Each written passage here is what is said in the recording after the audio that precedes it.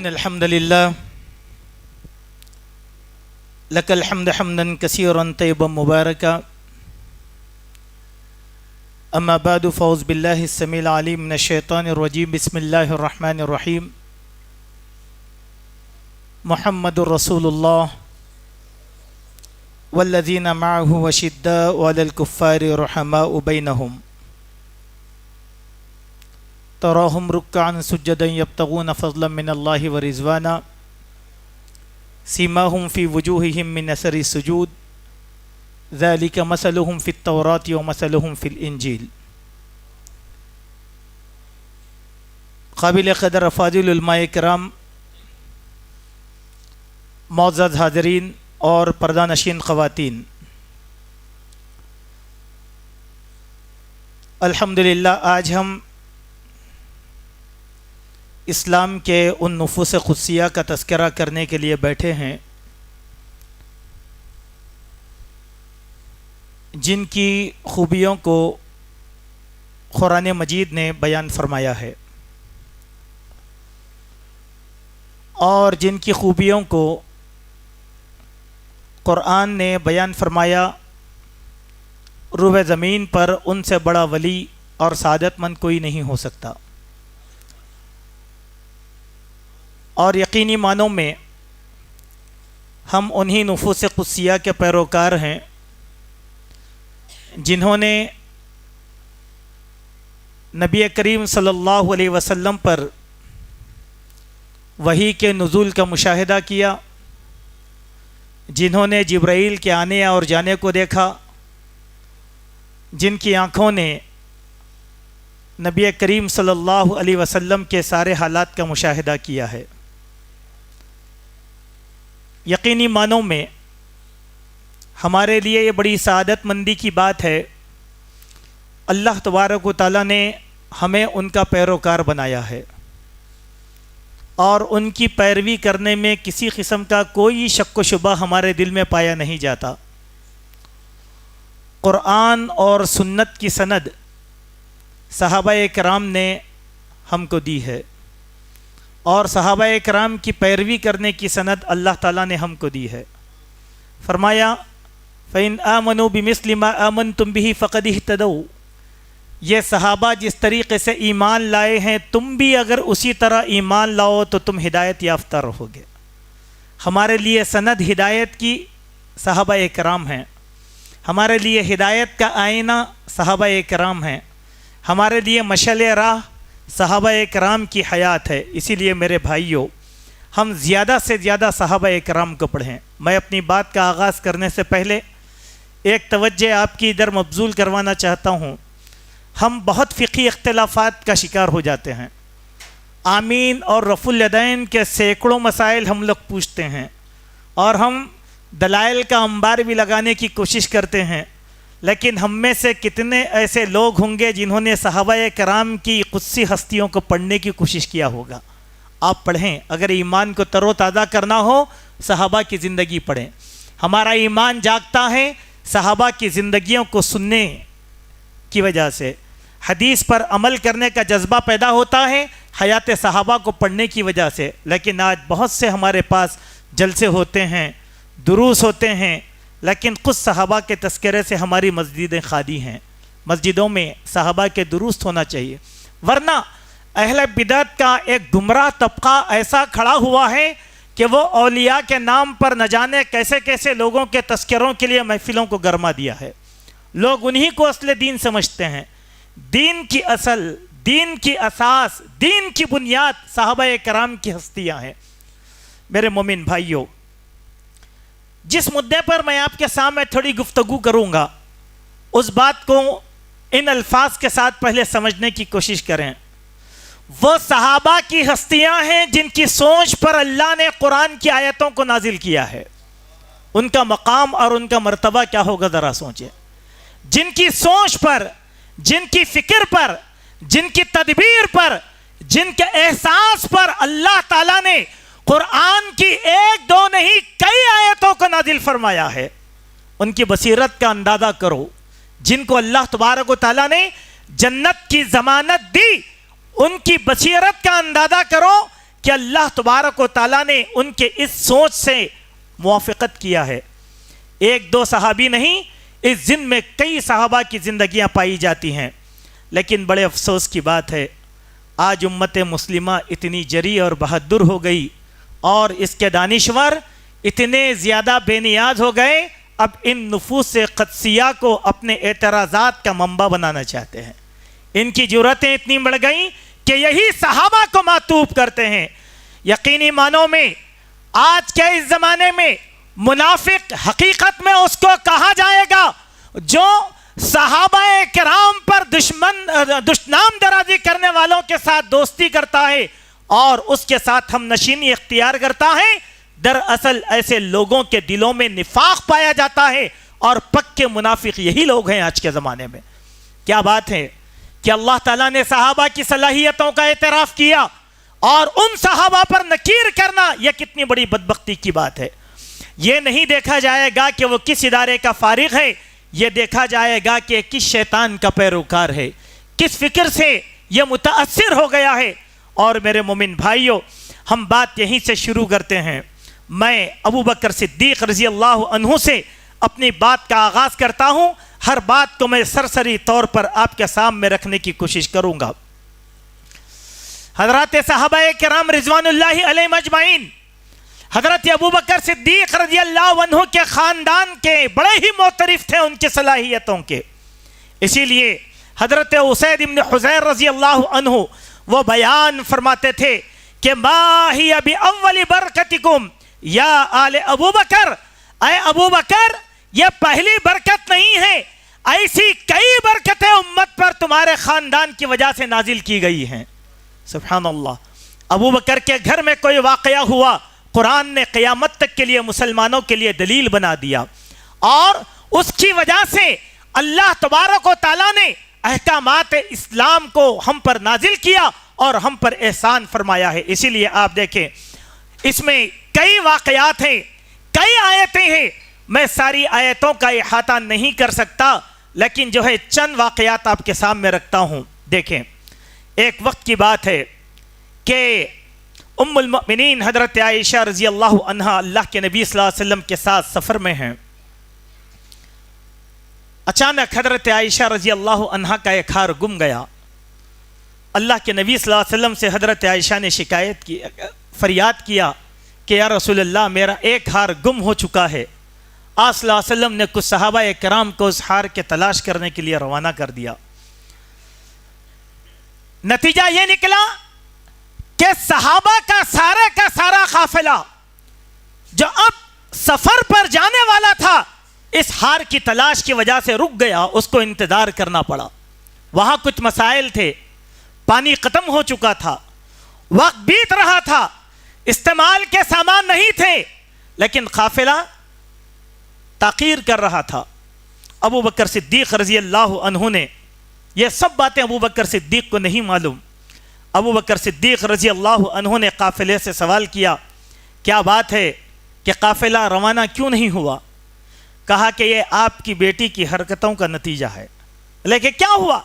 انہوں نے ہار گم کر لیا، کچھ لوگ ہار تلاش کرنے کے لیے چلے گئے اور ہم کو یہاں انتظار کرنا پڑا، اور صورتحال یہ ہے کہ ہمارے پاس پانی ختم ہو چکا ہے، مسائل ہو جائیں گے۔ ابو بکر صدیق رضی اللہ عنہ اپنی بیٹی عائشہ کے پاس آئے۔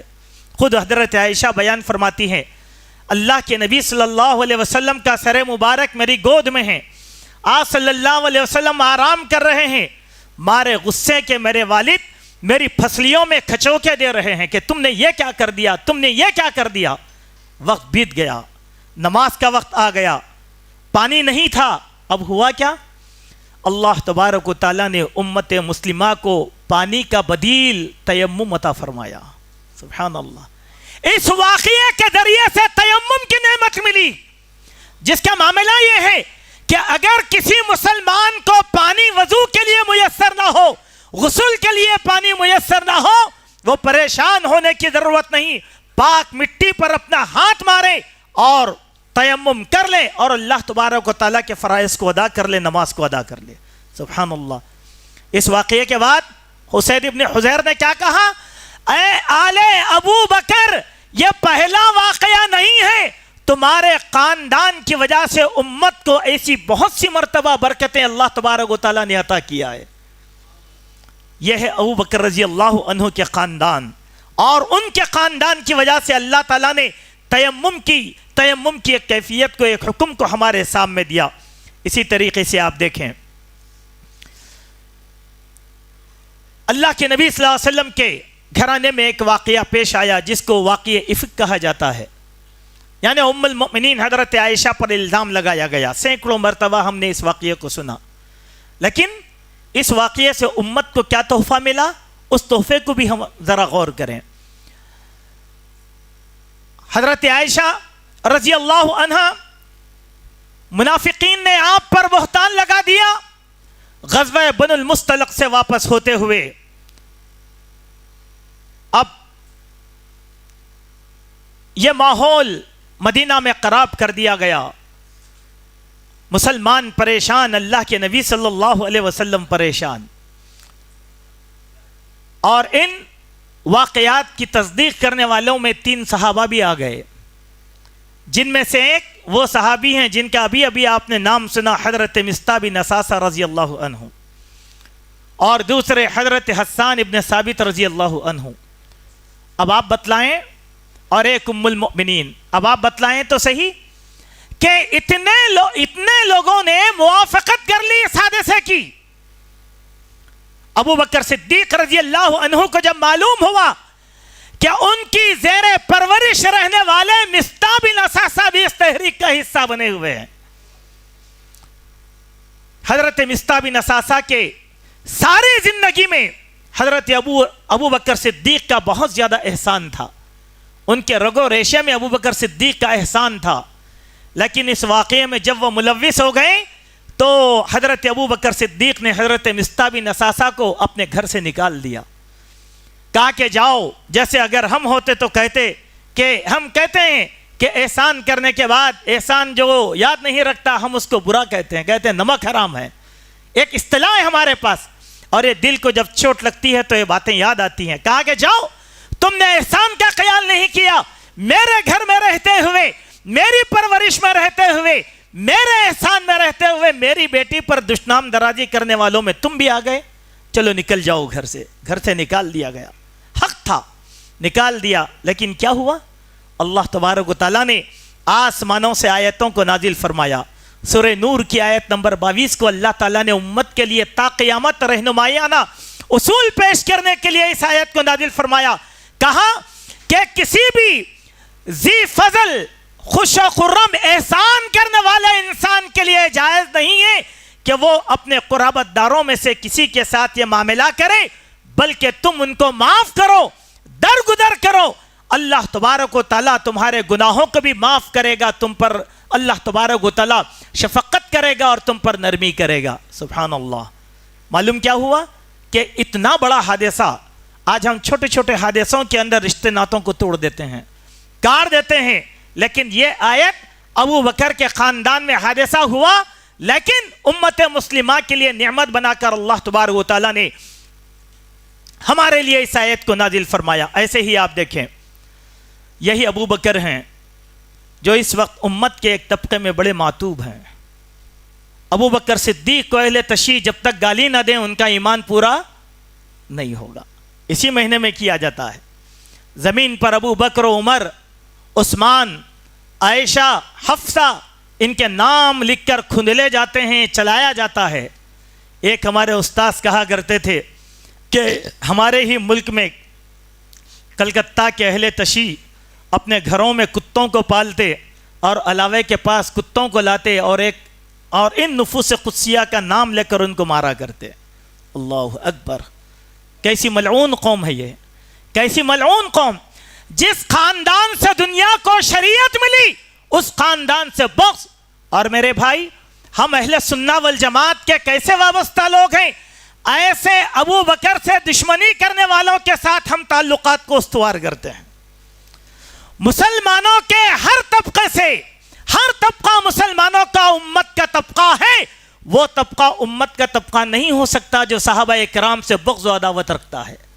اور وہ آدمی ایسے طبقے کے ساتھ دوستانہ مراسم کبھی بھی رکھ نہیں سکتا چاہے وہ کسی بھی سلسلے کا مالک ہو جائے۔ اسی کے بعد آئیں حضرت عمر رضی اللہ عنہ کے خاندان کا اور ان کا جائزہ لے کر دیکھیں کہ قرآن کے کتنے ایسی آیتیں ہیں جو حضرت عمر رضی اللہ عنہ کی بصیرت پر اللہ تبارک و تعالیٰ نے نازل کیا ہے۔ ایک آدھ آیت نہیں ہے، کئی آیتیں ہیں۔ شریعت کے اہم معاملات میں اللہ تبارک و تعالیٰ نے حضرت عمر رضی اللہ عنہ کی تدبیر کو قبول فرمایا۔ اسی لیے اللہ کے نبی نے کیا کہا تھا کہ اگر میرے بعد نبوت کا سلسلہ جاری ہوتا تو عمر رضی اللہ عنہ نبی بنائے جاتے۔ اللہ اکبر، کتنی بڑی بصیرت تھی کہ اللہ تعالیٰ نے ان کے مشوروں کو، ان کے ارادوں کو قبول فرمایا۔ مثال کے طور پر آپ دیکھیں، خود حضرت عمر رضی اللہ عنہ بیان فرماتے ہیں جب منافقین کا سردار عبداللہ بن ابی بن سلول مر چکا تو اللہ کے نبی مسلمانوں کو نماز جنازہ کے لیے بلایا گیا۔ خود اللہ کے نبی صلی اللہ علیہ وسلم نماز جنازہ پڑھنے کے لیے آگے بڑھے۔ حضرت عمر کہتے ہیں کہ میں مچل گیا اور اللہ کے نبی کے سامنے آ کر کھڑا ہو گیا اور کہنے لگا، یا رسول اللہ، یہ اللہ کا دشمن ہے عبداللہ، وہ کون سا دن ہے جس نے آپ کو نہیں ستایا تھا؟ فلاں وقت اس نے ستایا، فلاں وقت اس نے ستایا، اس کی یہ حرکتیں ہیں، آپ اس کا جنازہ کیسے پڑھ سکتے ہیں؟ اللہ کے نبی حضرت عمر کے جذبات کو دیکھ رہے ہیں اور عمر سے کہتے ہیں کہ عمر تم ہٹ جاؤ سامنے سے۔ مسکرا رہے ہیں اللہ کے نبی۔ کہا اللہ تعالیٰ نے مجھ کو اجازت دی کہ اگر تم اس آدمی پر 70 مرتبہ بھی مغفرت طلب کرو یا اس سے زیادہ بھی کرو تو میں نے بخشوں گا۔ میں یہ چاہتا ہوں کہ اس سے زیادہ مرتبہ اس پر مغفرت چاہوں جب تک کہ اللہ مجھے نہ روک دے، میں یہ کام کرتا رہوں گا۔ دیکھیں کون کہتے ہیں؟ اللہ کے پیارے حبیب جناب محمد رسول اللہ صلی اللہ علیہ وسلم۔ اللہ تبارک و تعالیٰ کا جلال پھڑکا اور اللہ کے نبی صلی اللہ علیہ وسلم پر اس آیت کو اللہ تبارک و تعالیٰ نے نازل فرمایا۔ سورہ توبہ آیت نمبر 84 کہ وَلَا تُصَلِّ عَلَىٰ أَحَدٍ مِّنْهُمْ مَاتَ أَبَدًا وَلَا تَقُمْ عَلَىٰ قَبْرِهِ، ایسے شخص کے جنازے میں آپ کبھی نہ کھڑیں گے اور نہ اس کی قبر پر جائیں گے۔ اس کے بعد اللہ کے نبی نے اسے احتراز کیا، کسی منافق کے جنازے پر شریک نہیں ہوئے۔ تدبیر کس کی تھی؟ عمر رضی اللہ عنہ کی۔ نبی تو چاہتے تھے کہ نماز پر اس کے جنازے میں شریک ہو، اس پر استغفار کریں۔ عمر نہیں چاہتے تھے اور اللہ نے بھی نہیں چاہا، اور قیامت تک اب کوئی بھی امتی اس حکم کے خلاف ہرگز نہیں جا سکتا۔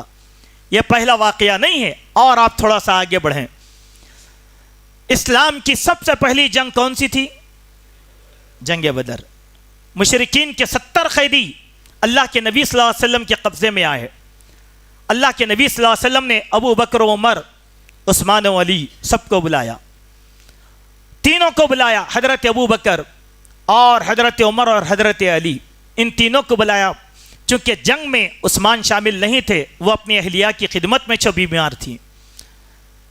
یہ تینوں صحابہ کو بلایا اور کہا کہ ان قیدیوں کا کیا کیا جائے، اپنا اپنا مشورہ دو، اپنا اپنا مشورہ دو۔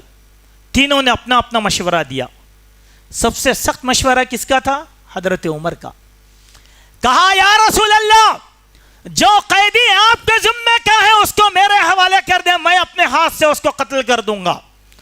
فلاں فلاں قیدی کو علی کے حوالے کر دیں، علی اپنے ہاتھ سے قتل کر دیں گے۔ فلاں فلاں کو اس کے حوالے کرے، وہ اپنے ہاتھ سے قتل کر دیں گے۔ ان کو قتل کیا جائے گا، ان کو زندہ نہیں چھوڑا جائے گا۔ اللہ کے نبی صلی اللہ علیہ وسلم بڑے مشفق تھے اپنی امت کے لیے۔ کہا کہ نہیں، اللہ کے نبی صلی اللہ علیہ وسلم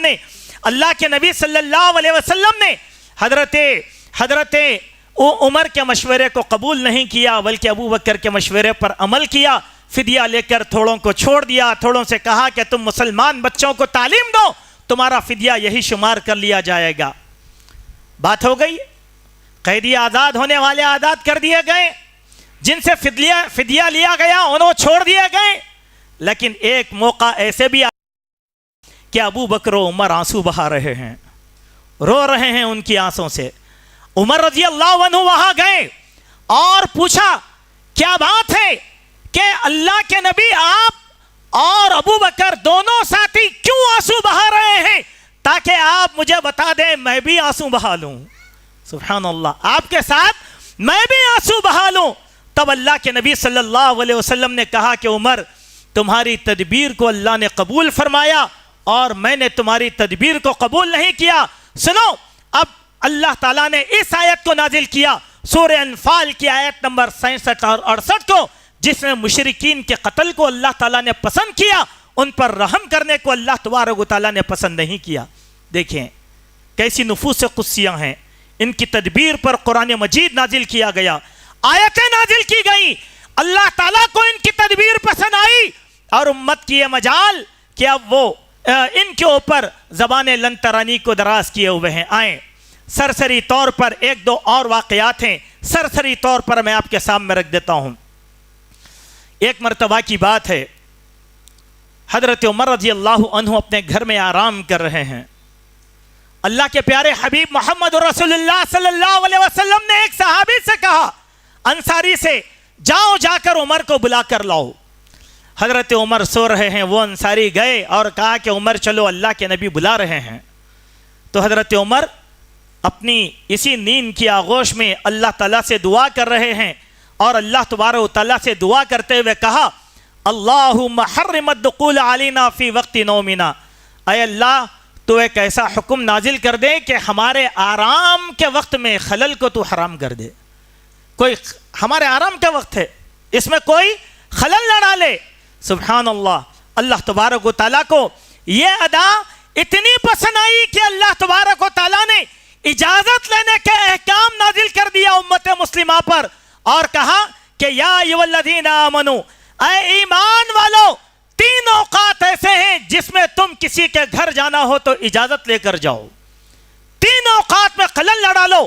اس تفصیلی آیت کو اللہ تبارک و تعالیٰ نے نازل فرما دیا۔ میرے بھائیوں، آپ ذرا سوچیں کہ صحابہ کا مقام اللہ کے نزدیک کتنا زیادہ اونچا ہے، اور خصوصاً ابو بکر و عمر کا مقام کتنا زیادہ اونچا ہے۔ اس کے بعد دیکھیں ایک واقعہ آیا، اور میں صرف اشارتاً یہ باتیں کہہ رہا ہوں تاکہ مختصر سے وقت میں ساری باتیں ختم ہو جائیں۔ ایک اور واقعہ پیش آیا حرمت شراب کا، کہ شراب کی حرمت کو اللہ تبارک و تعالیٰ نے نازل کر دیا۔ سورہ بقرہ آیت نمبر 219۔ جب لوگوں نے شراب کے متعلق پوچھا تو اس کی خباثتوں کو اللہ تبارک و تعالیٰ نے بیان فرما دیا۔ تو اس وقت حضرت عمر نے یہ دعا فرمائی تھی، اللہم بین لنا فی القمر بیانا شافیا، اے اللہ شراب کے متعلق واضح اور شفاف حکم نازل فرما۔ اللہ تعالیٰ کو حضرت عمر کی یہ ادا ایسی پسند آئی کہ اللہ تبارک و تعالیٰ نے شراب سے متعلق جملہ احکام کو بیان فرما دیا۔ سبحان اللہ، کتنی بڑی بات ہے، کتنی پیاری بات ہے، صحابہ کا کتنا بڑا اونچا مقام اور کتنا بڑا مرتبہ ہے۔ اسی طریقے سے حضرت عمر بن خطاب رضی اللہ عنہ کی یہ خواہش تھی کہ اللہ کے نبی کے گھر میں کئی قسم کے لوگ آ رہے ہیں جا رہے ہیں، کئی حرمتیں پامال نہ ہو جائیں۔ ان کی یہ خواہش تھی کہ اللہ تعالیٰ پردے کا حکم نازل کر دے۔ بار بار اللہ کے نبی سے کہا، یا رسول اللہ، ایسے ویسے لوگوں کو آپ اپنے گھر میں نہ آنے دیں، امہات المؤمنین رہتی ہیں، نہ جانے کون سا دل کا مریض آ جائے، کوئی حادثہ نہ کر دے، بہتر یہ ہے کہ آپ اپنی عورتوں کو پردہ کروا دیں۔ یہ سب سے بڑی بات ہے۔ سبحان اللہ، حضرت عمر کی یہ جد و جہد تھی۔ ایک مرتبہ کی بات ہے، حضرت عمر رضی اللہ عنہ نے ایک مرتبہ اندھیرے میں، کافی طویل حدیث ہے، کہ ام المؤمنین سودا بنت زمعہ کو پہچان لیا۔ وہ لمبی تھی، کہا کہ کون سودا ہیں؟ کہا نہیں، میں نے تم کو پہچان لیا۔ سبحان اللہ، یہ ایک حادثہ اللہ تبارک و تعالیٰ کو یہ واقعہ اتنا پسند آیا کہ اللہ تبارک و تعالیٰ نے سن 5 نبوی میں، ہجرت کے 5ویں سال، سن 5 ہجری میں اللہ تبارک و تعالیٰ نے سورہ احزاب کی پردے والی آیتوں کو نازل کر دیا۔ اب امت کے لیے یہ آیتیں دلیل بنا دی گئیں۔ المہم میرے بھائیوں، جو وقت میرے لیے مختص کیا گیا تھا، اس وقت کے دائرے میں میں آپ کے سامنے یہ عرض کرنا چاہتا ہوں، بتلاؤ تو صحیح، کیا ابو بکر کی طرح روئے زمین پر قیامت تک کوئی ولی ہو سکتا ہے؟ کیا عمر کی طرح کوئی ولی ہو سکتا ہے؟ ایسے ارشادات عثمان و علی کے بھی ہیں، لیکن وقت نہیں ہے کہ ہم اس کا تذکرہ آپ کے سامنے کریں۔ اسی لیے میرے بھائیوں ایمان یہ لے کر چلو کہ صحابہ ہمارے لیے عظمت کا نشان ہے، ہماری زندگی کی شان ہے، ہمارے لیے ہدایت کا ذریعہ ہے۔ ہم ان کا احترام کریں، ان کے تذکروں کو پڑھیں اور اپنے ایمان کو زندہ کریں۔ صحابہ کے واقعات سے بڑے کائنات میں کسی انسان کے واقعات نہیں ہیں جو ہمارے ایمان کو تر و تازہ کر سکتے ہیں۔ آج امت کو بی بی سیگڑ کی کہانیوں کے پیچھے لگا دیا گیا، ایسی کتابیں کہ قبروں سے ان کے ہاتھ نکل رہے ہیں تو معجزہ، کیا یہ معجزے سے کم ہے کہ ان کی تدبیروں پر اللہ نے آیتوں کو نازل کیا؟ کتنے ایسے مسلمان ہیں آپ بتلائیں؟ ہم کو صحابہ کی حقانیت سے بغض و عداوت کی بنیاد پر دور رکھا جا رہا ہے۔ ہمارے نصاب میں ایسی چیزوں کو شامل کیا گیا جس میں صحابہ کا تذکرہ نہیں ہے۔ ہمارے بچے پڑھتے ہیں، حکومت میں سفارش کر کے لوگوں نے خواجہ اجمیری کے سبق کو بھی داخل کر دیا، گیسو دراز کے سبق کو بھی داخل کر دیا، جو ہمارے نصاب کے اندر ہمارے اردو میڈیم کے بچے پڑھتے ہیں۔ لیکن بتلائیں کس کتاب کے اندر عشر مبشرہ کا تذکرہ ہو؟ کتنے مسلمان بچے ہیں جو صحابہ کی عظمت کو جانتے ہیں؟ آج کا یہ جلسہ آپ کو اس بات کی تعلیم دیتا ہے، صحابہ کو زبانوں میں نہیں اپنے دلوں میں بساؤ، صحابہ کو اپنی آوازوں میں نہیں اپنی زندگی کے عمل میں بساؤ، اپنی اولاد کے نام صحابہ کے نام پر رکھو۔ آج ایک فیشن چلا ہوا ہے، وہ یہ کہ لوگ اپنی اولاد کا نام فیشنیبل رکھنا چاہتے ہیں۔ کیسے کیسے عجیب و غریب، اس میں بعض اہل علم بھی عزت کے اندر آ گئے۔ یاد رکھو سب سے بہترین نام اللہ تبارک و تعالیٰ کے ہیں، اس کے بعد سب سے بہترین نام انبیاء اور مرسلین کے ہیں، اور اس کے بعد سب سے بہترین نام صحابہ اکرام کے ہیں۔ 1,00,000 سے زائد صحابہ کی تعداد ہے۔ اپنی اولاد کے نام صحابہ کے ناموں پر رکھو تاکہ ہمارے اولاد کے ایک نام سے ایک صحابی کی زندگی دنیا میں روشن ہو جائے، کیونکہ لوگ صحابہ کے نام کو بھلانا چاہتے ہیں، ان کے نام پر ایک نام نہیں رکھنا چاہتے۔ آخری بات کہتا ہوا چلتا ہوں، اگر آپ میں ہمت ہو، حوصلہ ہو تو اپنے بچوں کا نام یزید رکھو، کیونکہ معاویہ کے بیٹے یزید اکیلے یزید نہیں تھے۔ سیرت یہ بتاتی ہے کہ 114 صحابہ کا نام یزید تھا۔ ہم نے ایک تابعی یزید کو لے کر 114 صحابہ سے ہم کو محروم کر دیا گیا۔ ہے کوئی مسلمان کسی کا نام آپ نے ہندوستان میں سنا، ہند و پاک یا پھر بنگلہ کے اندر، کہ اس کا نام یزید رکھا گیا ہو؟ نہیں، آپ رکھ کر بتلائیے کہ صحابی رسول کا نام ہے۔ ہم کو محبت صحابہ کرام سے ہے۔ یزید نام رکھنا دراصل یہ سمجھا جائے گا کہ اہل تشیع سے نفرت ہم دکھا رہے ہیں۔ کیوں؟ صحابہ ہیں، وہ صحابہ ہیں۔ یہ چند باتیں تھیں جس کو ہم نے اختصار کے ساتھ آپ کے سامنے رکھنے کی کوشش کیا۔ اللہ تبارک و تعالیٰ سے دعا ہے اللہ سبحانہ و تعالیٰ ہم سب کو صحابہ کے نقش پر چلنے کی توفیق عطا فرمائے، ہمارے ایمان کو صحابہ کے ایمان کی طرح لے جانے کی اللہ تعالیٰ توفیق عطا فرمائے۔ اللہ جب تک زندہ رکھے، اسلام پر رکھے، جب ہمارا خاتمہ ہو ایمان پر ہو۔ اقول قولی ھذا استغفر اللہ لی ولکم ولسائر المسلمین۔ مزید علماء اور مقررین کے بیانات سننے کے لیے ہمارے YouTube چینل کو سبسکرائب کیجیے۔ جزاک اللہ۔